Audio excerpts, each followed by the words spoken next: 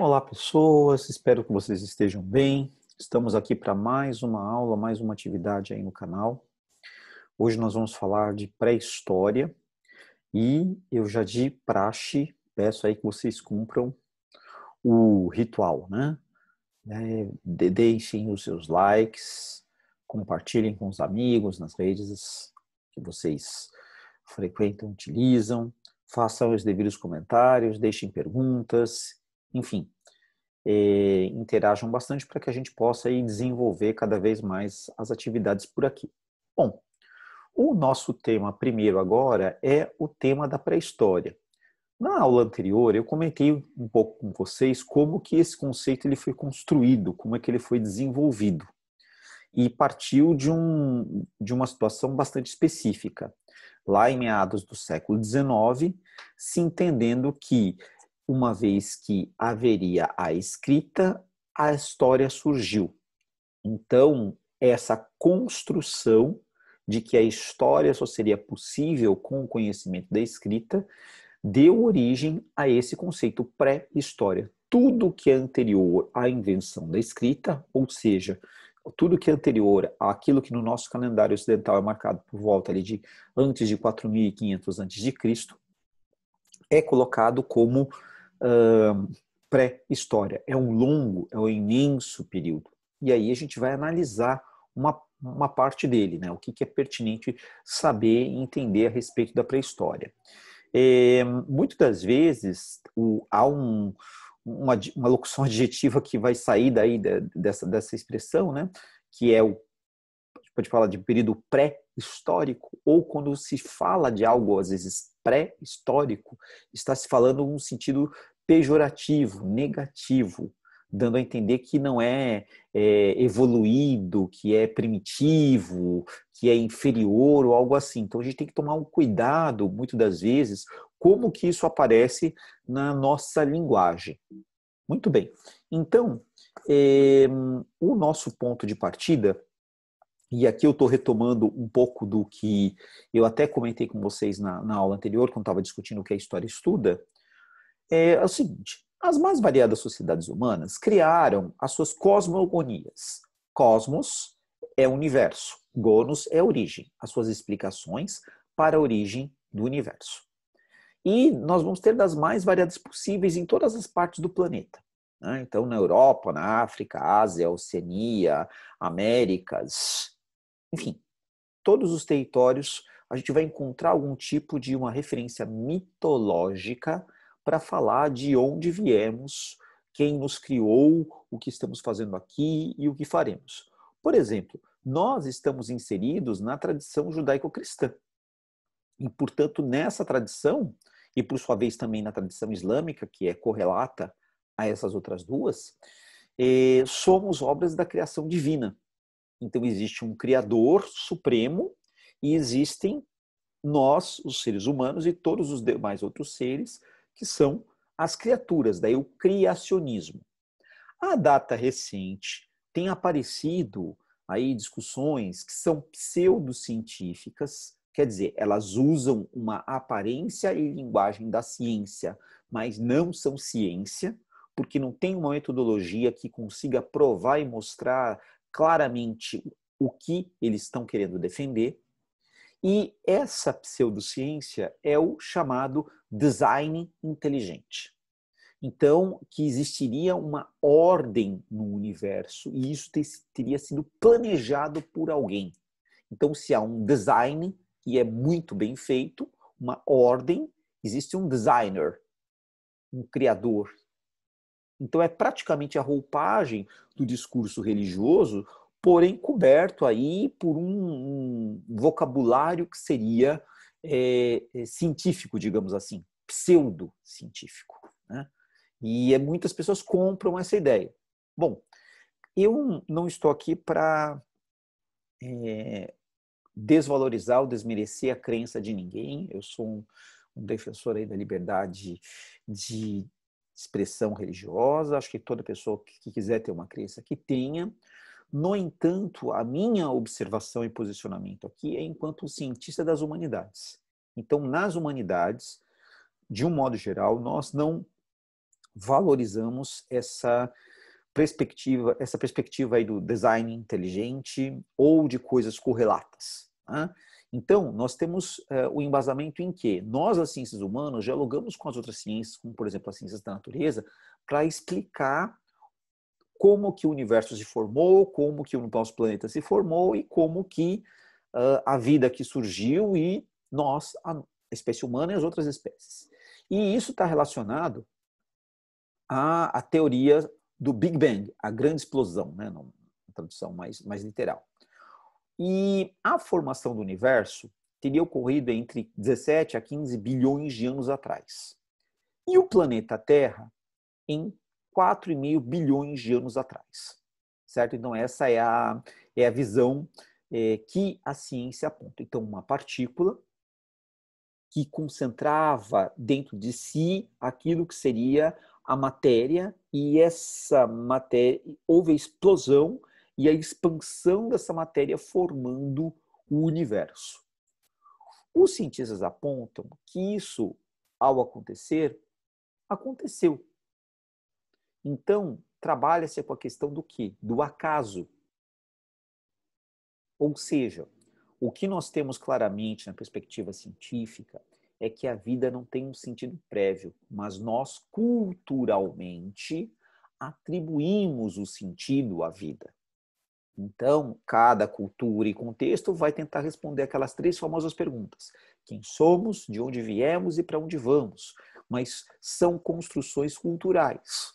O que a ciência aponta é que o universo não necessariamente surgiu da ordem do mando de alguém, do plano, do projeto de alguém.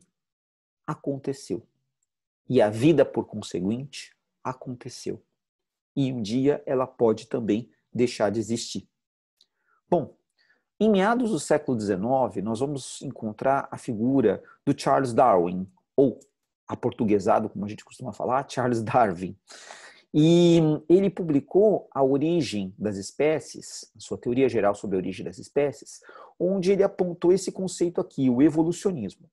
Mas ele não foi o primeiro a falar de evolucionismo. Já no final do século XVIII, começo do século XIX, existiam outros cientistas falando sobre isso. Um dos mais famosos é o Lamarck.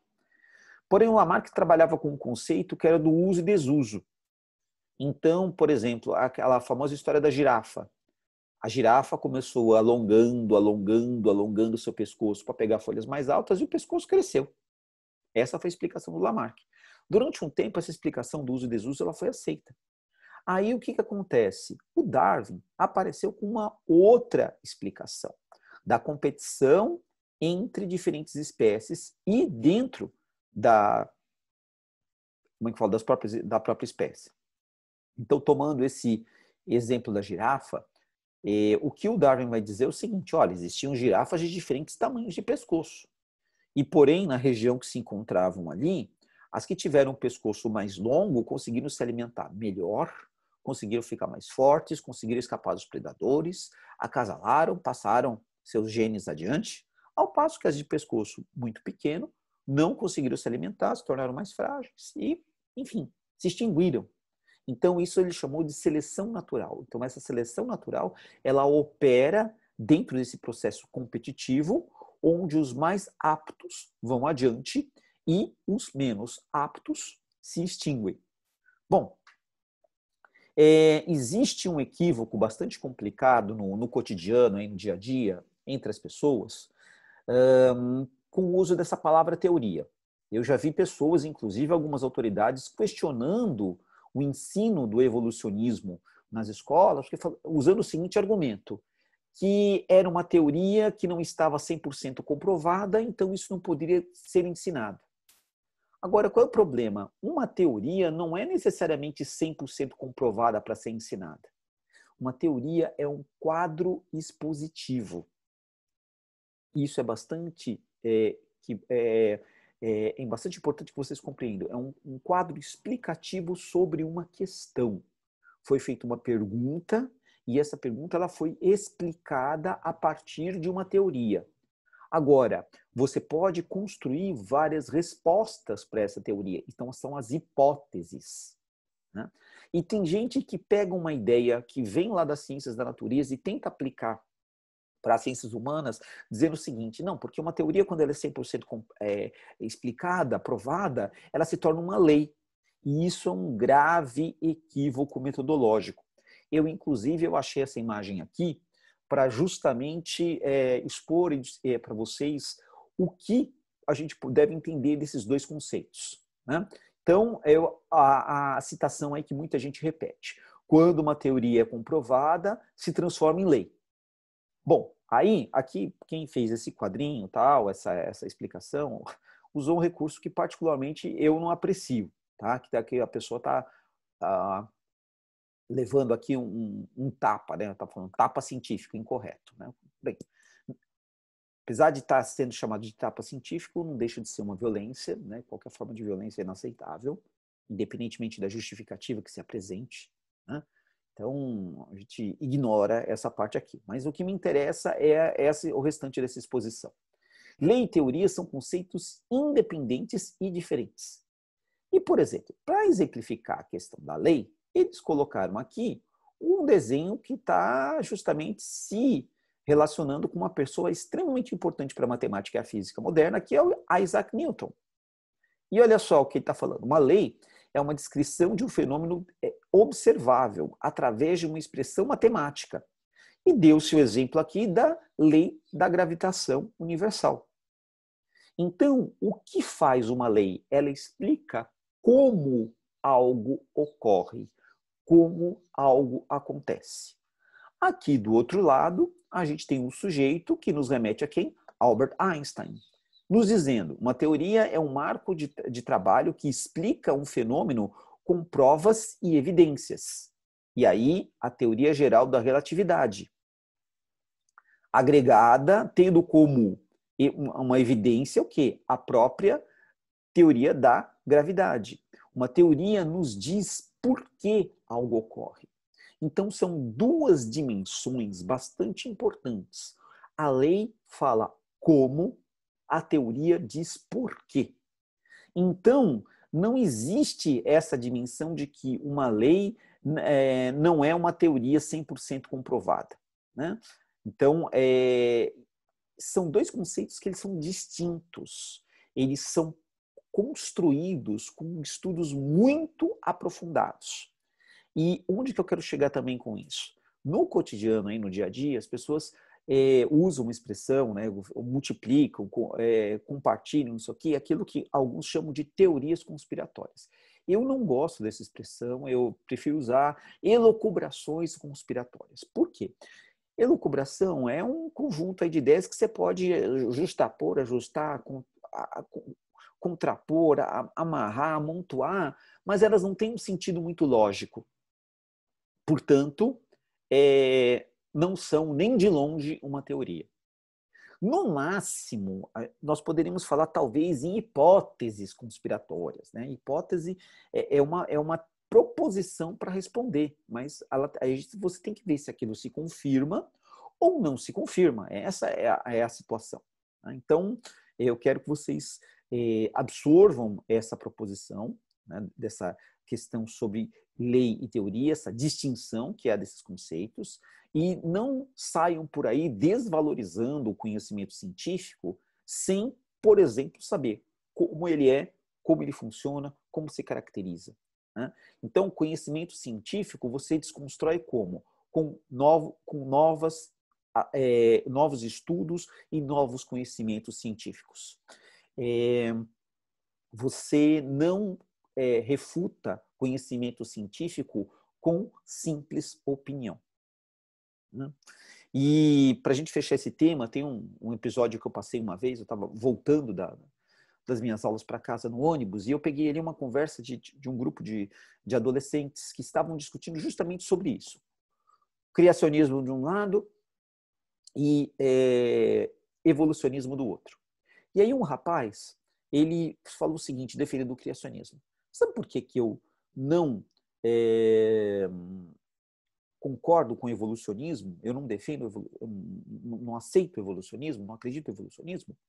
Porque eu já fui várias e várias vezes no zoológico e nunca vi nenhum macaco dando origem a um ser humano. Essa foi a fala do rapaz. Então, se construiu aí, no sentido popular, uma visão de que o homem veio do macaco, que Darwin teria dito isso, entre aspas. Não, Darwin nunca disse ou escreveu isso. Isso foi uma ideia que se desenvolveu de um modo equivocado a respeito das ideias de Darwin. Né? Então, esse rapaz que eu ouvi lá no ônibus conversando, ao expor esse argumento ele é totalmente falso. Por quê? Porque nenhum ser humano viu ou verá a evolução acontecendo. Porque a evolução é um processo em longuíssima escala, de milhares e milhares e milhares e milhares e milhares de anos. Né? E um macaco não dará origem a um ser humano porque são o quê? Espécies diferentes. Essa é a circunstância, essa é a situação. Né? Então, o que nos diz as ciências da natureza e que eu aqui das ciências humanas, como historiador, vou utilizar? Bom, houve a grande explosão, a expansão da matéria, a formação daí dos sistemas planetários, das galáxias, e dentro da galáxia que a gente vive, a Via Láctea, está o nosso sistema planetário, um grupo de planetas que orbitam ali em torno de uma estrela, que nós chamamos de Sol. E o que aconteceu com esse planeta que se formou nesse processo há 4,5 bilhões de anos atrás? Ele era uma esfera, né, fumegante de matéria, que foi resfriando de fora para dentro. E formou uma casca, uma crosta, dotada de intensa atividade geológica. Então, isso que a gente chama hoje de vulcanismo, de terremotos, são atividades geológicas, entre outras. E a presença aqui, de hidrogênio, carbono, nitrogênio e oxigênio formou o que os cientistas dentro da ciência da natureza chamam de um caldo nutritivo naquilo que hoje são os oceanos. Então, quer dizer, água. Então, água você precisa de hidrogênio e oxigênio. Né? E outros compostos. E criou aí um grande sopão, vamos dizer assim, entre aspas. Né? Ele fala caldo nutritivo, eu vou usar uma expressão mais popular. Um sopão com um monte de coisa dentro. E isso em elevadas temperaturas, com tempestades acontecendo, descargas elétricas, e gradativamente criou-se um cenário para que houvesse vida. Eu vou mostrar para vocês já uma situação de como estavam esses continentes e a famosa Pangeia, né? Que é a junção, a união, um supercontinente. Né? Então, a vida, quando surgiu, ela surgiu aí por volta de 3 bilhões de anos atrás, surgiu da sua forma mais simples possível, microscópica, unicelular e heterótrofa, quer dizer, se alimentava de partículas do meio. E gradativamente, numa escala de milhões e milhões de anos, surgiu dessa forma mais simples para estruturas cada vez mais complexas. Bom, esse esquema que eu trago aqui para vocês dá uma dimensão do que seria a Pangeia. Então, a junção de todas as porções de terra aqui que nós conhecemos no planeta, formando esse supercontinente. Isso em torno do quê? Bom, o processo aí ele vai se manteve entre 540 e 225 milhões de anos atrás. E aí, gradativamente, o que aconteceu por conta das ações geológicas? As placas tectônicas, né, que compõem essa crosta, ela foi se movendo, se movendo, se movendo. E chegamos à configuração que temos hoje. E elas continuam a se mover. Então, por exemplo, aqui no continente sul-americano, e aqui, por exemplo, ao norte do que a gente chama de Índia, nós temos duas imensas cordilheiras, que são resultado do quê? De choque de placas, que elas foram subindo, subindo, subindo, subindo, subindo, e formaram imensas cordilheiras. No caso, eu estou me referindo aqui aos Andes, a Cordilheira dos Andes aqui na América do Sul, e a cadeia do Himalaia, aqui entre o que hoje a gente chama de Índia e China. Agora, toma cuidado com uma coisa. Muitas pessoas trazem um erro bastante comum a respeito da Pangeia. por falta de informação e um pouco de preguiça, eu diria, sendo assim um pouco rigoroso. Por quê? Porque fala assim, então foi assim que aconteceu o povoamento humano no planeta?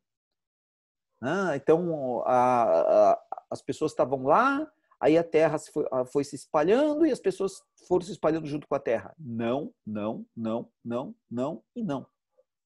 O que aconteceu é esse processo ser muito, muito anterior à existência do ser humano. Então, por exemplo, quem vivenciou isso aqui, quem estava aqui vivendo aqui nessa época? Por exemplo, os famigerados dinossauros, os brotossauros, os triceratops, o tiranossauro rex, todos esses que a gente denomina, né, dessa nomenclatura, aqueles lagartos gigantes, aqueles répteis gigantes, eles estavam aqui no período Jurássico. E o que aconteceu aqui entre o Jurássico e o Cretáceo? O nosso planeta foi atingido por um gigantesco meteoro que causou uma grande explosão onde ele caiu, que causou o levantamento de uma imensa quantidade de água e de poeira também. Isso cobriu a atmosfera, entrou-se em uma espécie de inverno de milhares de anos e muitas vidas se extinguiram. Dentre elas, a maior parte desses dinossauros. A gente tem alguns animais que hoje descendem desses dinossauros. Existem dinossauros, entre aspas, remanescentes. O grupo dos répteis ele acabou originando aqueles que nós conhecemos por aves e nós temos ali também os mamíferos vão aparecer um pouco depois. Então, por exemplo, a tartaruga está relacionada, é aparentada aí dos dinossauros, mas aqueles gigantescos répteis desapareceram, os maiores tal. Então, houve a extinção. E o ser humano só surgiu muito tempo depois desse evento. A nossa espécie vai estar vinculada aí em torno de 4,5, 3 milhões de anos atrás. Onde? Já naquilo que a gente vai chamar de África. Então, não há nenhuma relação da Pangeia com o povoamento do planeta. Quem fala isso, reproduz essa ideia, está reproduzindo algo totalmente equivocado que, com uma simples pesquisa, é capaz de resolver. Então, a nossa espécie está aqui. A origem, nós todos somos filhos da mama África. O mais antigo conjunto de fósseis da nossa espécie foi encontrado no Vale do Afar, na região da Etiópia. Vou voltar aqui no mapa rapidinho. Então, a Etiópia está aqui nessa região que a gente chama de chifre da África. Então, o Vale do Afar está aqui. E aqui foi encontrado esse mais antigo vestígio da nossa existência, datado entre 4,3 milhões de anos atrás.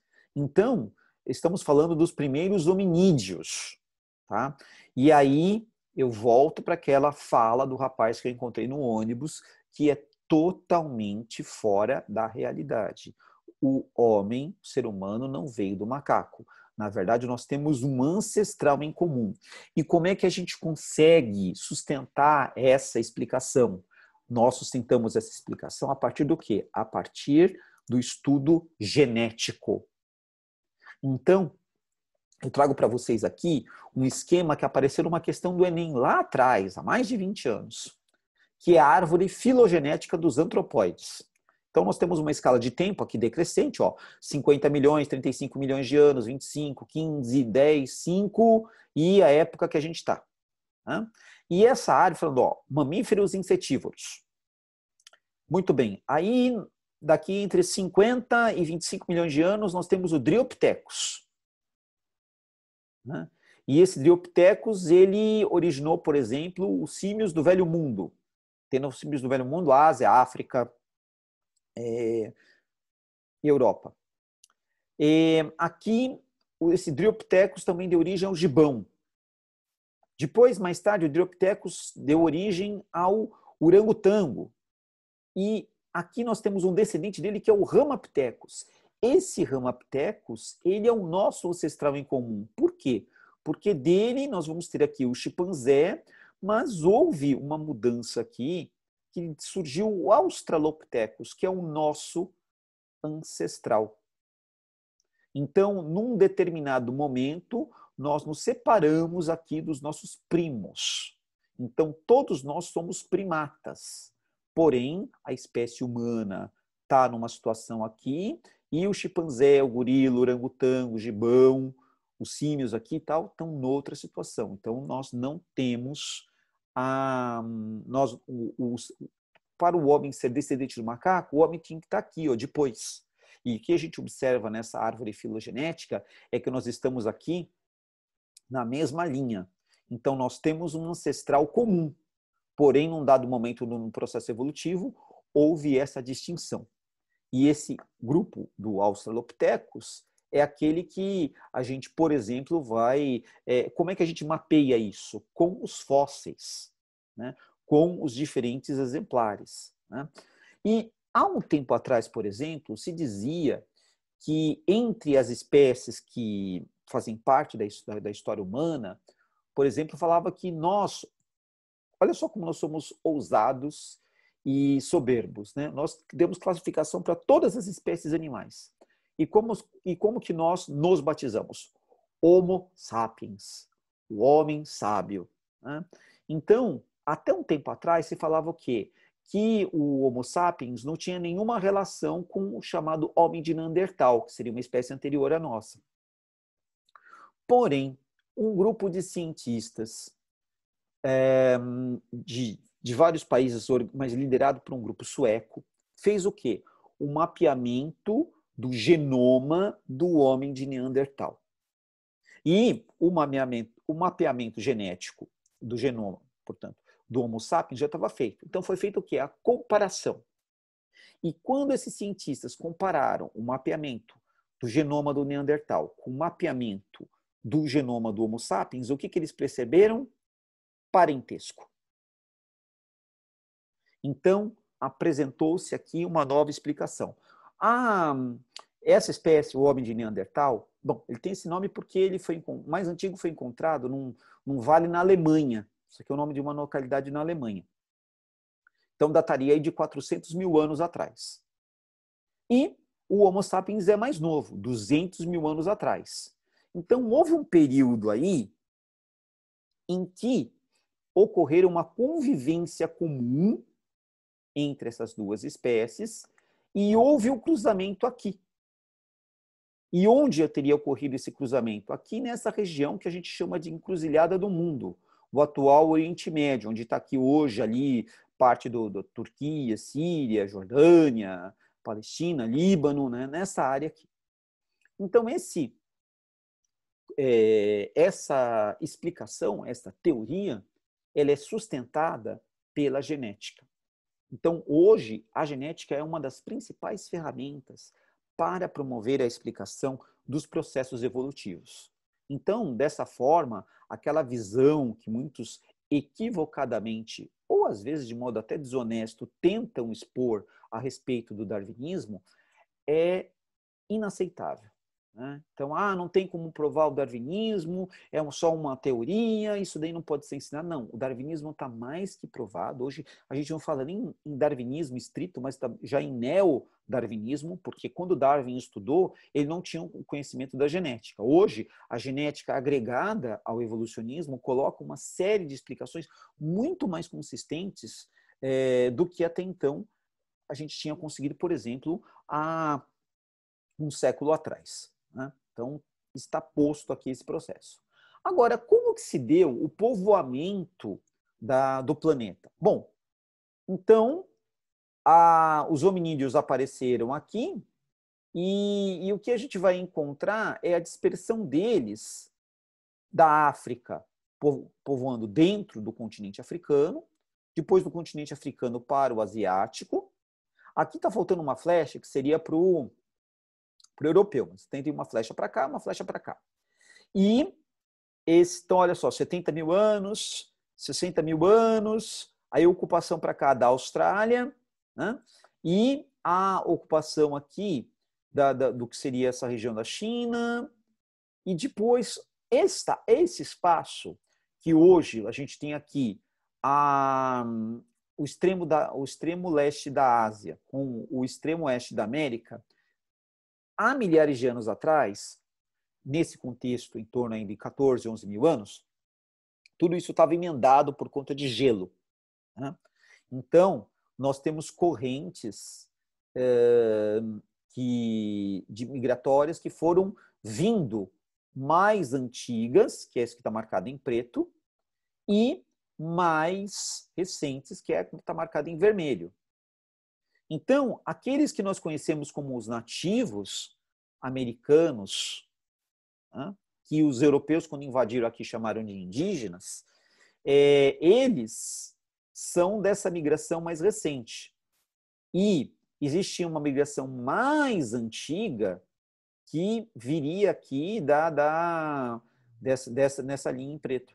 Agora, não só existiu essa corrente aqui, esse mapa não está mostrando, mas tem uma outra corrente que é a seguinte, de grupos atravessando aqui o oceano e vindo daqui para cá. Como? Com pequenas embarcações, feitas de madeira, de jangadas, enfim, mas também numa escala de milhares e milhares de anos, indo de ilha em ilha, arquipélago por arquipélago, até chegar aqui. Então, isso aconteceu. E como é que a gente sustenta isso? Bom, comparando o patrimônio genético de ossadas encontradas aqui com o patrimônio genético de ossadas encontradas aqui de mesma época. Então, isso permite que a gente sustente essa hipótese de ocupação. Tá? Então, antes se dizia que a ocupação daqui da América do Sul, por exemplo, era muito, muito mais jovem, falavam de menos de 2 mil anos. Porém, esses estudos mostram que o processo é bem diferente. Tá?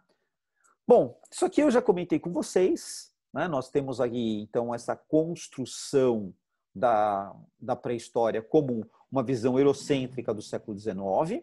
Né? Essa relação de que a história só existiria com a escrita, mas a gente tem história oral, povos que são ágrafos. O que é um povo ágrafo? É o povo sem A é não, grafos é escrita, sem escrita. Então eles passam a tradição, geração a geração, geração, geração, geração, geração, o quê? Oralmente. E essas pessoas têm história. A gente sabe disso hoje, mas no século XIX o pessoal pensava diferente. Bom, se a gente for pensar numa divisão cronológica da pré-história, nós poderíamos partir esse período em 2 momentos, o chamado Paleolítico e o Neolítico. E assim, vamos e venhamos. Exceto para aqueles que são os especialistas na área, os paleontólogos, os paleoantropólogos, bioantropólogos, botânico-antropólogos, historiadores que lidam com esse período. Isso é um detalhe do detalhe do detalhe. Não é que uma informação menos importante, mas é uma informação, é uma ferramenta que eu quero colocar aqui para vocês, que é parte do estudo. Então, durante muito tempo, muita gente ficou focando o ensino de história em memorizar a data. O que eu quero que vocês entendam aqui é o seguinte, que existem outras ferramentas, outras categorias, vamos dizer assim, competências, que vocês precisam manipular. Então, o que é importante que vocês façam? A comparação de situações. Ok? Isso é importante. Outra questão que é importante é você contextualizar. Por exemplo, eu vim contextualizando a origem do universo, do nosso planeta, da vida, da espécie humana. Eu fui construindo uma contextualização. A gente está falando de uma longa escala de tempo. Agora, é importante especificamente você saber ali qual data que surgiu a espécie tal para você dominar aquele assunto? Não necessariamente. Tá? As datas a gente usa para construir uma visão sobre um período. E aqui, por exemplo, nessa minha contextualização, eu fiz um recorte. Eu peguei a fatia mais recente desse período, que é o Paleolítico. Por quê? Porque se a gente for observar nas classificações, vocês vão encontrar lá Paleolítico superior, Paleolítico intermediário, Paleolítico inferior. Mas isso, para vocês, eu acho que não faz muito sentido, digamos assim. Para os especialistas, quando estão fazendo seus estudos, suas pesquisas, desenvolvendo suas teorias, produzindo seus artigos, eles vão usar isso. Agora, o cidadão comum, de um modo geral, não tem necessidade. Mas para você ter uma noção de tempo que nós estamos falando, são dos últimos 500 mil anos. Palaios pode ser entendido como velho, como antigo, e litos, traduzido como pedra. Então, fala-se de pedra antiga, mas popularmente esse período acabou sendo chamado de pedra lascada. Então, como que viviam os nossos ancestrais? Então, agora nós estamos aqui fazendo dentro dessa contextualização, né, nós vamos entender o processo a partir do quê? De algumas características. Então, essas características permitem que a gente interprete a vida no Paleolítico, quando a gente compara, por exemplo, com hoje, com um modo de vida bem diferente. Por quê? Porque estamos falando de grupos nômades, caçadores, coletores, que não construíram nada, eles habitavam cavernas e espaços que a natureza oferecia de abrigo, e produziam seus próprios instrumentos. Primeiro com pedras, madeira, ossos, era isso. E gradativamente outras tecnologias foram sendo desenvolvidas. E aí eu posso identificar, eu posso interpretar uma sofisticação tecnológica. Por exemplo, o início do domínio do fogo. Então, usar o fogo para iluminar, para aquecer, para transformar o alimento, deixar de comer o alimento cru e passar o alimento cozido, trabalhar, por exemplo, o barro mole, transformar em cerâmica, transformar aquilo que é a rocha de minério no metal fundido. Tudo isso foi um longo processo. Então, eu consigo, digamos assim, a partir de certas referências, de certos vestígios que os nossos ancestrais deixaram, tirar essas informações. Então, fala assim, poxa, como é que os cientistas sabem que o fogo começou a ser dominado nessa época?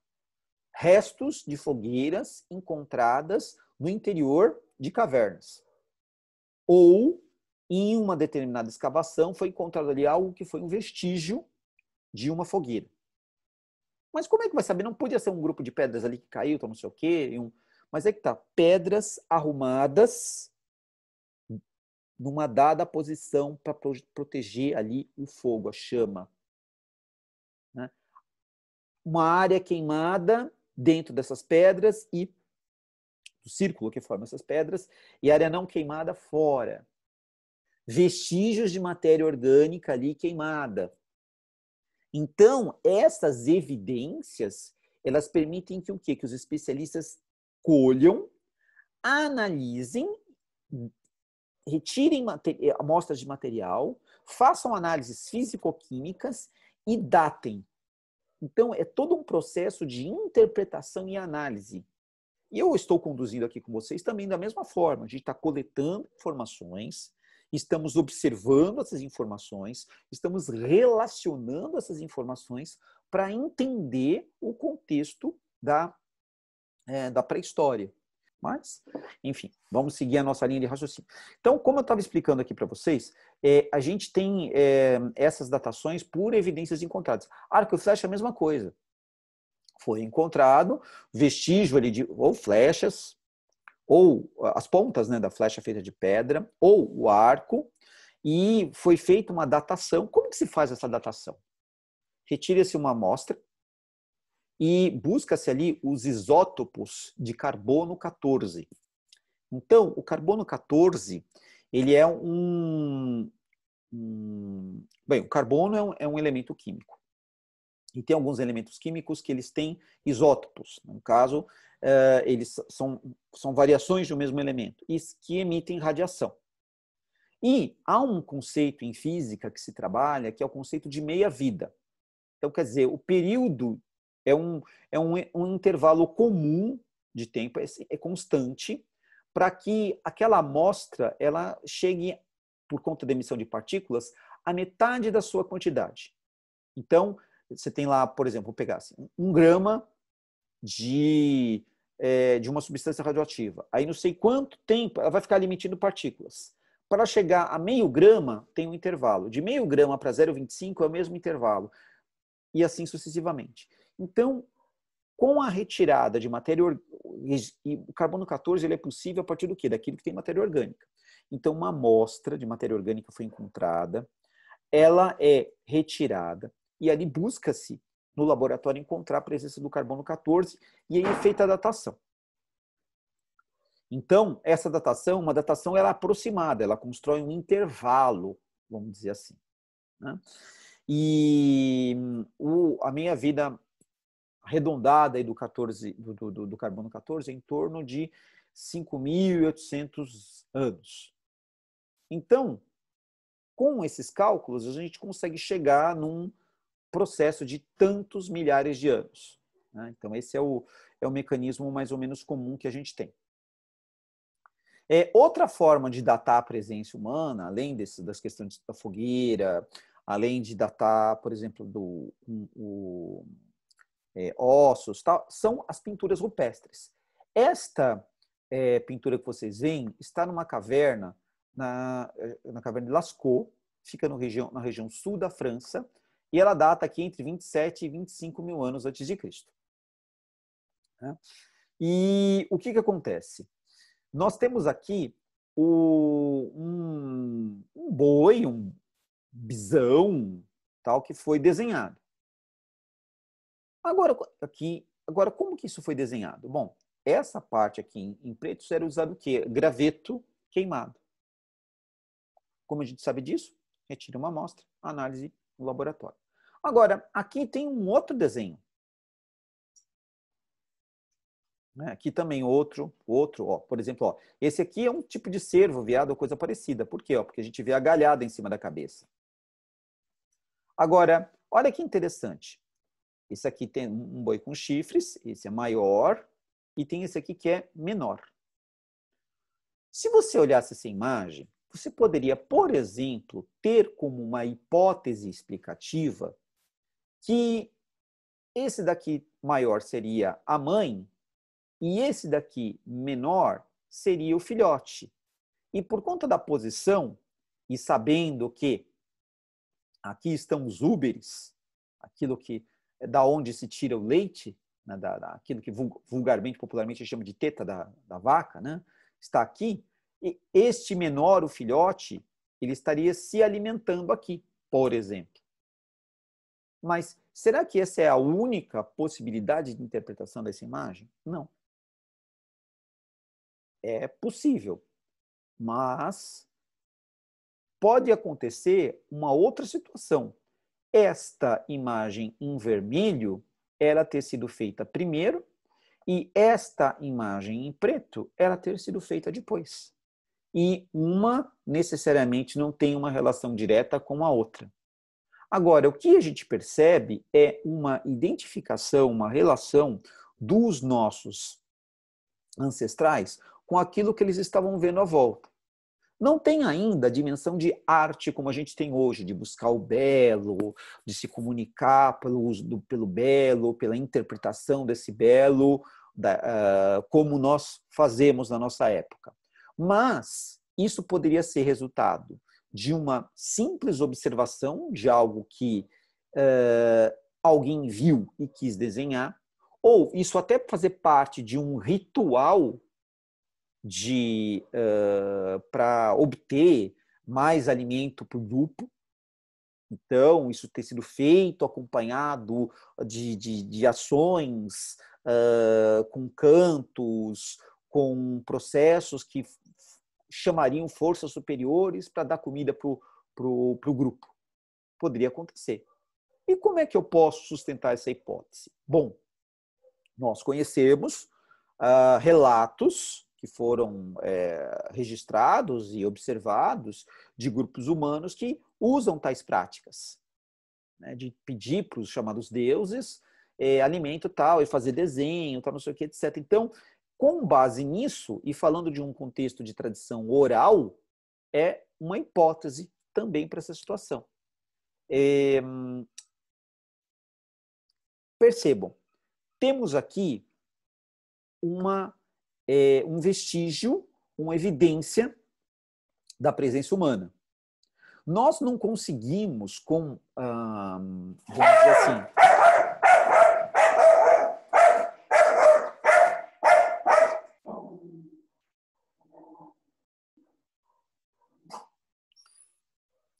nós não conseguimos, com a evidência humana, assim, nós provamos a evidência humana, muito bem, mas, ao mesmo tempo, nós não poderemos ter 100% de certeza sobre o que eram essas imagens. Nós podemos construir hipóteses mais sustentáveis ou menos sustentáveis. Agora, um dado que isso nos fornece, e permite não só a gente localizar no tempo quando isso foi feito, é que, de fato, ocorreram ali, né? Viveram ali seres humanos.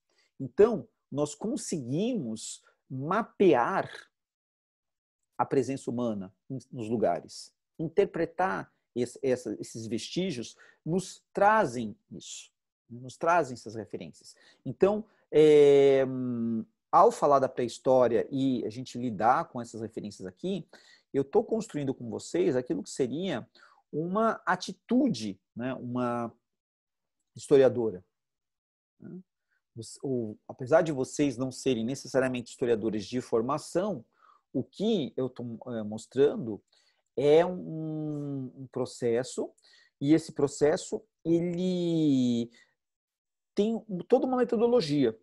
Então, você colhe as evidências, você analisa, você identifica características nessas evidências, você vê o que tem, você vê o que não tem, e interpreta estas evidências. Então, vai construindo um processo de análise, e aí você chega a conclusões.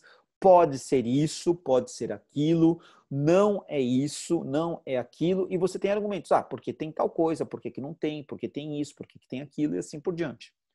Vou dar um outro exemplo aqui, ó. Caverna dos Nadadores, essas pinturas aqui datadas entre 10.000 e 9.000 anos antes de Cristo. Né? Fica nas montanhas de Gilf, Kibir, na Líbia, ali na fronteira da Líbia, as atuais Líbia e Egito. E o que nós vemos aqui? Mãos humanas feitas em negativo.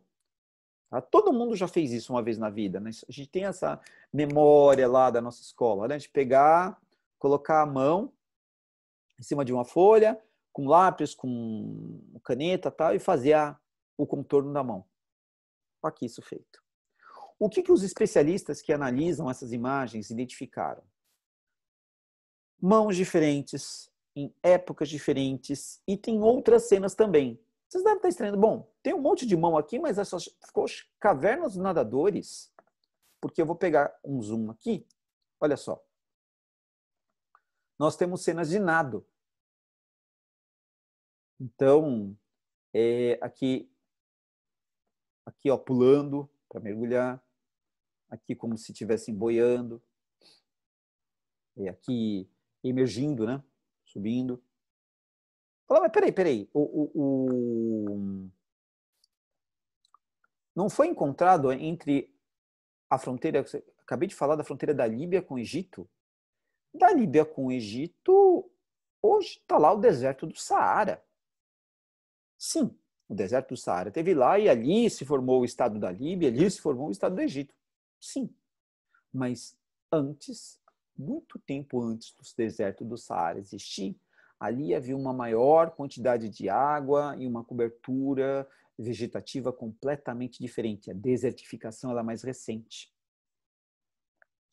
Então, isso é uma evidência, além, é claro, das análises, por exemplo, geológicas, que são possíveis de realizar aqui com as rochas, com os minerais, identificar essas fósseis que foram encontrados, tal. Tudo isso permite uma interpretação desse contexto.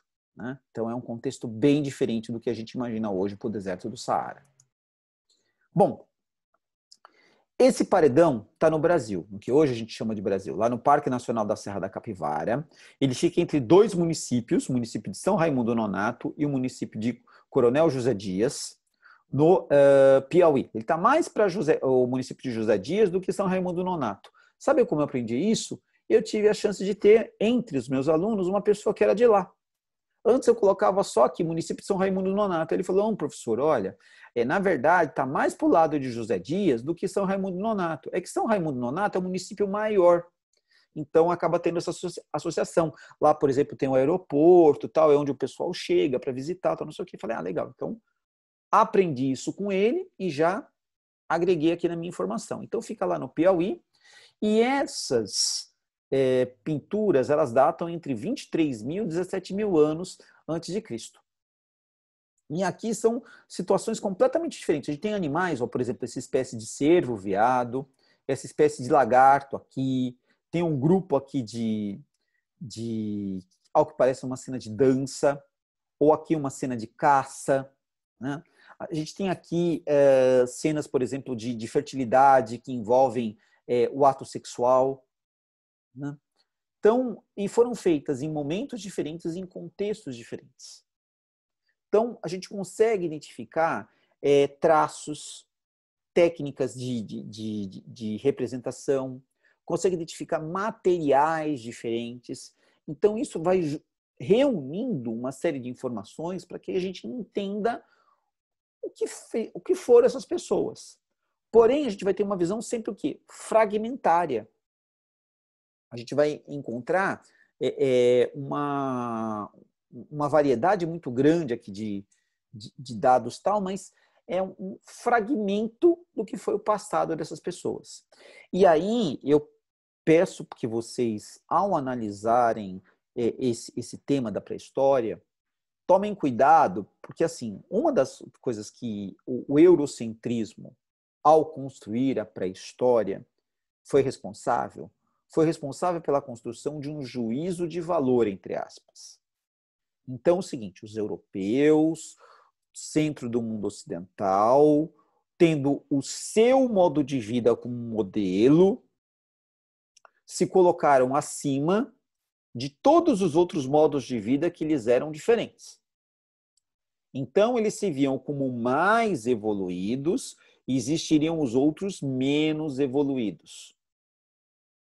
Então, esse raciocínio é um raciocínio eurocêntrico, preconceituoso, elitista e que hoje ele não é aceito mais. A gente não coloca em escala os grupos humanos, quem evoluiu mais ou menos. Por quê? Para você saber se teve mais ou se teve menos, é necessário que você tenha um parâmetro, uma régua. E o que a gente identifica? A complexidade dos diversos grupos humanos em diferentes contextos. Maior complexidade, menor complexidade, diferenças no modo de vida, mas não dá para colocar em escala. Quem que era melhor ou pior? Isso é um procedimento que a gente não utiliza, não valoriza, né? E dentro desse contexto, né, por exemplo, falei, ali a gente está datando 23.000 anos antes de Cristo. Agora, ossada. A ossada mais antiga encontrada no nosso território. Está aqui, ó. Região de Lagoa Santa, Minas Gerais, datada de 12.000 anos, o crânio de uma mulher que foi batizada por aquele que a encontrou, o professor Walter Neves, é um biopaleontólogo da Universidade de São Paulo. Ele a chamou de Luzia. E aqui ao lado vocês têm a reconstituição da face da Luzia a partir desse esqueleto, feito a partir de computador. Então, a Luzia seria daquela leva cuja origem, né, que a gente viu lá no mapa, seria da origem mais antiga, com traços mais próximos da população ali, por exemplo, da Austrália. O nariz achatado, os lábios mais largos, né, a fronte mais larga, diferente, por exemplo, dos grupos mais novos, que tem aqueles que a gente conheceu com a nomenclatura dada pelos europeus de indígenas, que tem uma conexão com o extremo oriente da Ásia, chineses, japoneses, vietnamitas, coreanos, entre outros. Então, esta aqui é a Luzia. O crânio dela estava lá no Museu Nacional quando aconteceu aquele infeliz incêndio. Porém, ele sobreviveu ao incêndio. Ele acabou sendo reencontrado depois e com alguns poucos danos, mas, enfim, sobreviveu. Aqui é o Museu da Lapinha, lá em Lagoa Santa, e é uma imagem que eu mostrei para vocês no início, na outra aula que nós tivemos, né? Onde eu falava da questão da importância do sepultamento.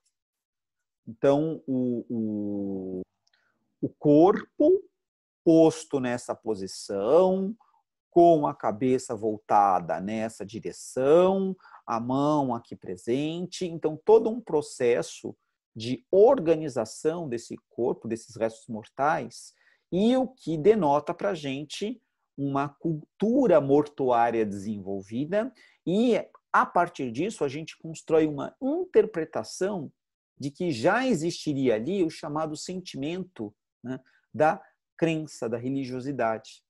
Então, se há essa preocupação toda com o morto e a morte, significa que nós já tínhamos começado a desenvolver aquilo que seria a ideia de um pós-morte, de um além, de um mundo dos mortos.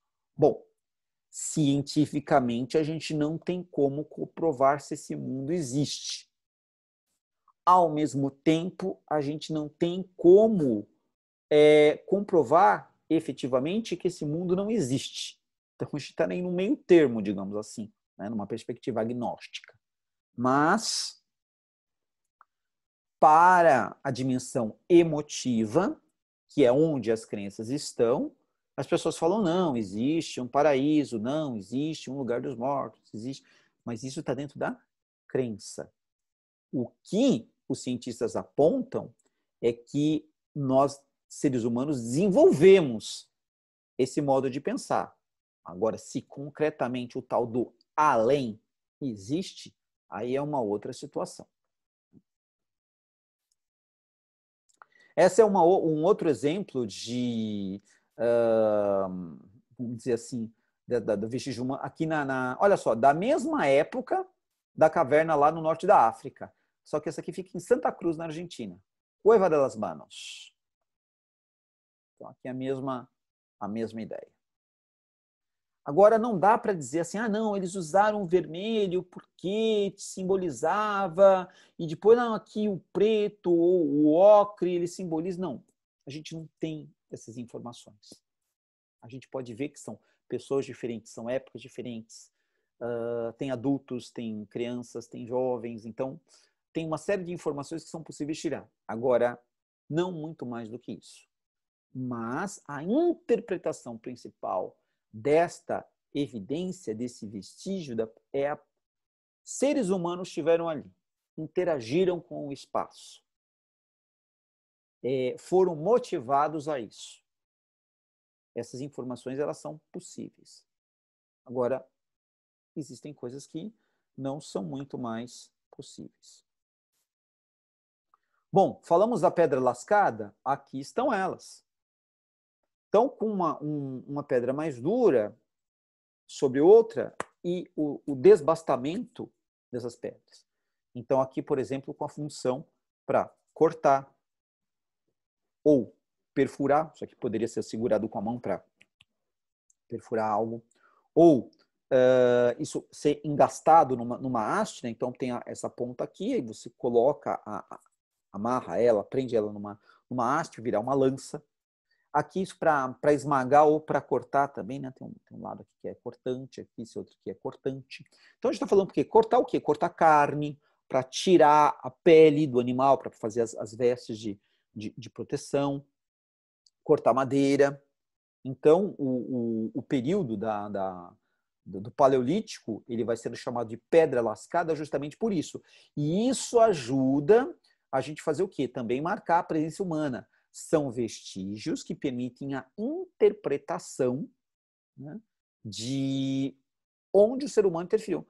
Mas não pode ser simplesmente uma pedra que caiu lá, se desgastou de um paredão? Então, esse tipo de de evidência é levada para o laboratório. E com o uso de laser, é possível ver o quê? Numa superfície que para a gente aqui, olho não está lisa, com análises de laser e microscópio, é possível ver o quê? A sequência dos golpes dado para ficar assim. Então, com base nessa evidência, eu submeto a um processo de análise com laser, com microscópio, e aí eu chego ao quê? Aos ângulos de corte dos golpes todos que foram dados para que essa face virasse essa face, ou para que essa ponta fosse construída. E dessa maneira, eu consigo, então, analisar essas evidências e falar, olha, seres humanos estiveram aqui no período aproximado de, aí é feita aquela outra datação, né, do material, tantos milhares de anos. Muito bem. Agora, o ponto de ruptura, de inflexão aí da pré-história. Nós tivemos, em torno de 11 mil anos atrás, o fim da última era do gelo. O planeta Terra, em vários momentos, ele se cobriu de gelo. E a última era do gelo, a última era glacial, ela aconteceu ali entre 11 mil, 10 mil anos antes de Cristo. E esse momento marca o quê? Marca o início de uma nova fase, o Neolítico. Né? Então, neo é novo e litos é pedra. Então, com o recuo das geleiras, áreas que estavam congeladas ficaram expostas, a vegetação surgiu, o relevo mudou, o clima mudou, e estes ancestrais nossos, que eram nômades, eles começaram o quê? A se fixar, se estabelecer numa determinada localidade. E assim, eles conseguiram começar a desenvolver aquilo que a gente vai chamar de domesticação de animais e técnicas agrícolas. Onde isso ocorreu? Junto aos vales férteis, aos vales dos grandes rios. Então, foi um processo gradativo, bastante lento. A gente data aí o início da Revolução Agrícola, desse processo de desenvolver a agricultura, desenvolver a domesticação dos animais, entre 8.000 e 6.000 anos antes de Cristo, e a transformação da estrutura social. Como que eu observo essa transformação? Ora, eles eram nômades e se tornaram sedentários, eles se fixaram. Eles tinham um tipo de organização social, passaram a ter outro tipo de organização social. Então, a gente tem um processo comparativo aqui, mas não com uma escala de juízo de valor, falando, A é melhor que B é melhor que A. Não, a ideia não é essa. Mas é a identificação do quê? Dos graus de complexidade, das semelhanças e das diferenças. Isso é bastante importante para o quê? Para a nossa continuidade na análise do que foi a pré-história. E esses vales férteis são o quê? O Vale do Rio Nilo. O Rio Nilo ele nasce aqui, né, na África Centro-Oriental e corre do sul para o norte. E tem afluentes que recebe aqui na Etiópia, Sudão tal, e vai desembocar aqui no que é hoje o Mar Mediterrâneo. Né? Aqui tem o Vale do Tigre do Eufrates, a Mesopotâmia. Aqui temos o Vale do Jordão, o Vale do Rio Indo, Ganges, Brahmaputra, o Vale dos rios aqui amarelo, vermelho, das pérolas, azul, o Vale aqui do Rio Mekong. Então, o que aconteceu nessas regiões, os nossos ancestrais, eles começaram a desenvolver certos tipos de cultivo. Por exemplo, aqui no Extremo Oriente, a gente vai ter com grande força o arroz, soja. Aqui, por exemplo, na Mesopotâmia, ou mesmo aqui no Vale do Rio Nilo, a cevada e o trigo, a lentilha. Agora, em outras áreas, nós vamos encontrar o quê? A presença maior de colheita de raízes e tubérculos, que enfim, se desenvolviam ali na natureza, e a produção de pequenos roçados. Então, essa África, por exemplo, subsaariana, o centro, o oeste, aqui o sul, ou aqui a Austrália, ou o extremo sul aqui da América do Sul, a gente vê o quê? Colheita e caça daquilo que estava ali presente na vegetação. Em alguns lugares aqui da região central da África, ou aqui mesmo da América do Sul, ou aqui das ilhas do Sudeste Asiático e Oceania, a gente identifica o quê? Também pequeno cultivo, né? Um cultivo de, por exemplo, a mandioca. Os nossos nativos aqui da América, eles desenvolveram a mandioca, o plantio da mandioca. Então, entre outros, né? Outro tipo de raiz e tubérculo. Né? Aqui na Mesoamérica, a gente vai ter importância do quê? Do milho e da batata. Não, professor, mas peraí, eu vou lá no mercado, tá lá, batata inglesa. Os ingleses trouxeram, quando eles invadiram aqui, eles encontraram batata aqui, eles levaram do século XVI da era cristã para a Europa. Mas a batata, ela é nativa da América. Assim como o milho, assim como o tomate. Então, esses produtos, eles foram desenvolvidos aqui, o cacau. Então, a gente consome o chocolate hoje, cacau out, que era uma bebida que era produzida aqui. Então, o europeu, quando chegou aqui, invadiu, aqui no final do século XV, começo do século XVI, ele levou uma série de produtos para cá, para a Europa. Então, houve essa situação. Mas o que eu quero dizer para vocês é o seguinte, em alguns lugares do mundo, como aqui, na chamada Crescente Fértil, esse arco, né, que vai da Mesopotâmia, atravessando aqui o Vale do Jordão, chegando no Nilo, né, a gente vai tratar disso nas próximas aulas.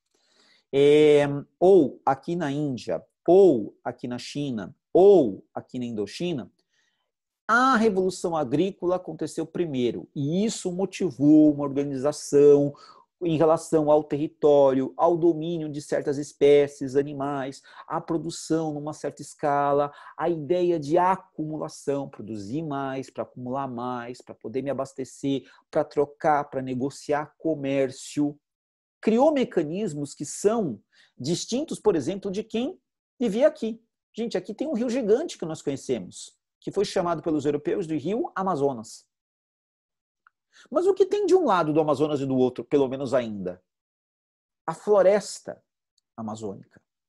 E na floresta amazônica, você não vai encontrar agricultura em larga escala como encontrava aqui no Vale do Nilo. Então, comparativamente, o modo de vida era distinto. Dos nativos daqui, esses que nós conhecemos, né, como nativos daqui, com os grupos que viveram aqui. Então, dá para identificar a diferença. Aqui existiu o desenvolvimento de um mecanismo de produção agrícola, criação de rebanhos e acumulação. Agora, aqui não. Então, são diferentes? São. São distintos? São.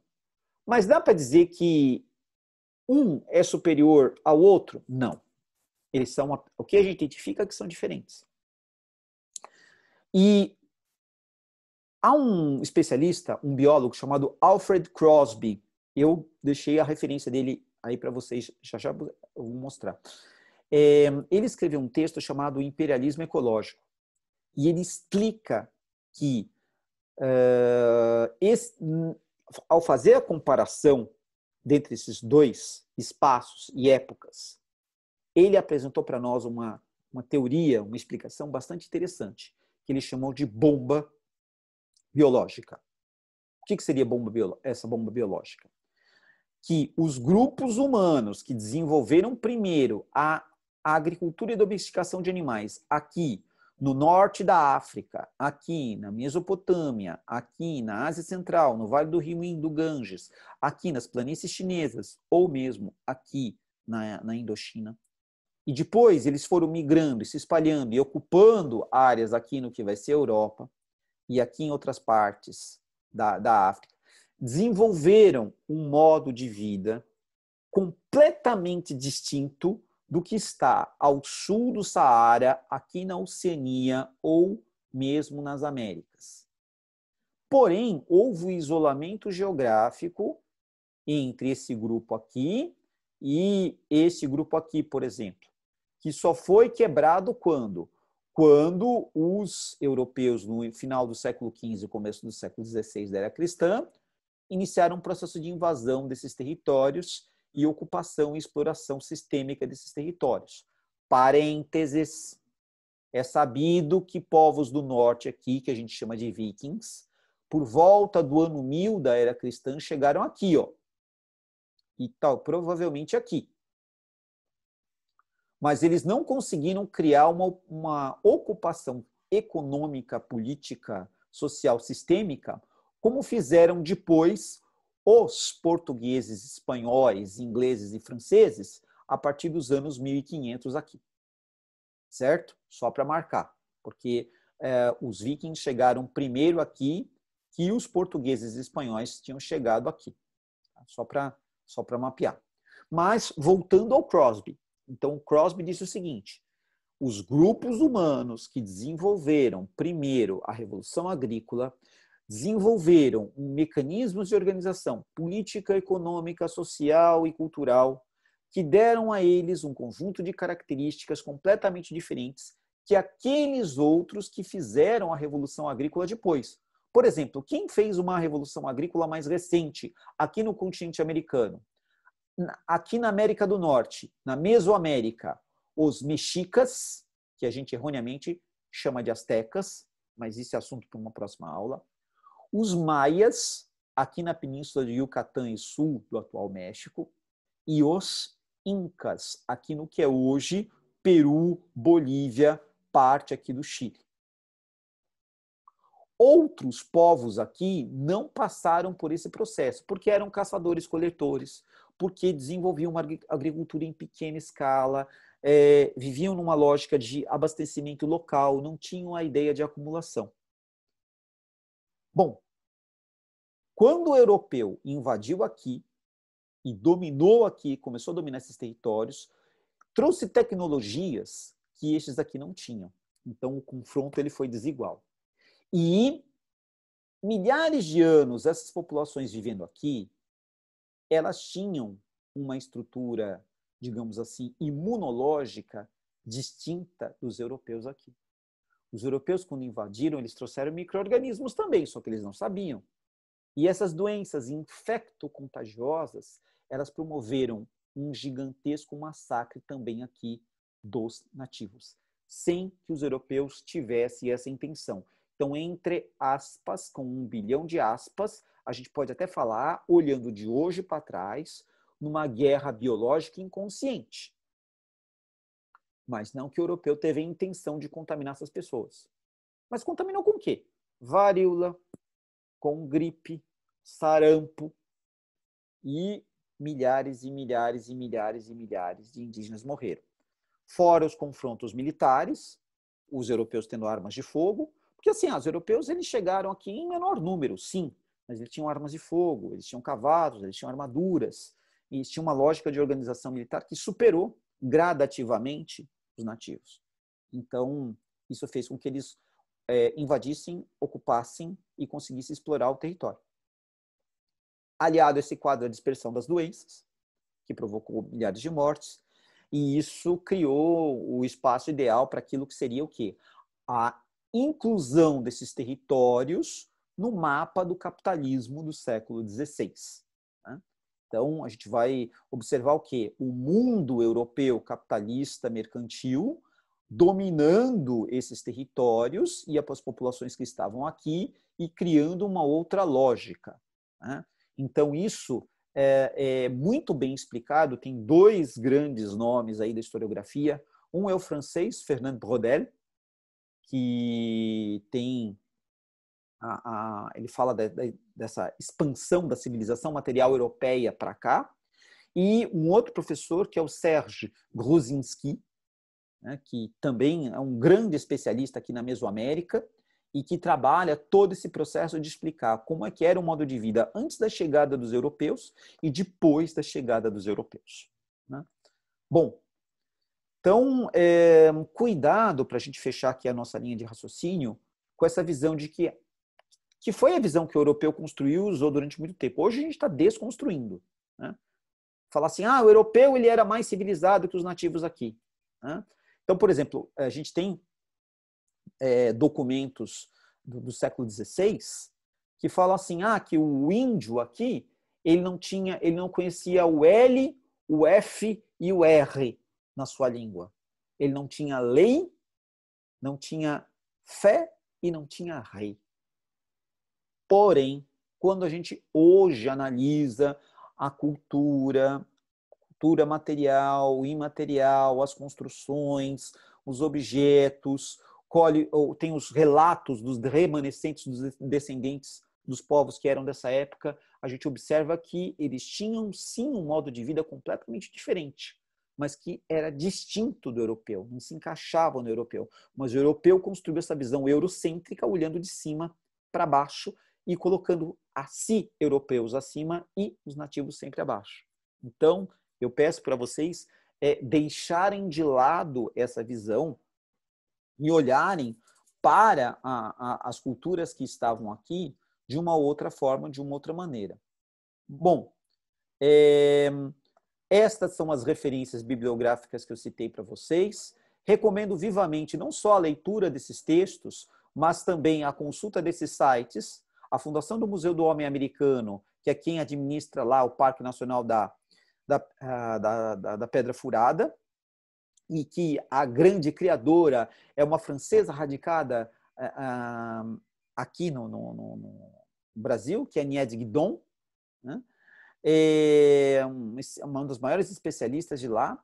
O MAI, que é o Museu de Arqueologia e Etnologia da Universidade de São Paulo, que tem imensos estudos sobre esse contexto da pré-história no nosso território. Então, procurem os materiais que estão aqui, são excelentes. Eu coloquei aqui também um grande número de revistas, de livros, o livro do Crosby aqui que eu citei, para falar de mitologia, o Campbell, excelente. O professor Walter Neves, está aqui muito bem citado. Tá? E pensem em tudo que eu expliquei, reflitam, consultem outras fontes, comparem, façam a crítica e a análise. E o que a gente vai ver na próxima aula? Uma das grandes civilizações africanas, o Egito Antigo. Mas o Egito não está no Oriente Médio? Assunto para a próxima aula. Ok? Então, não percam a nossa próxima aula.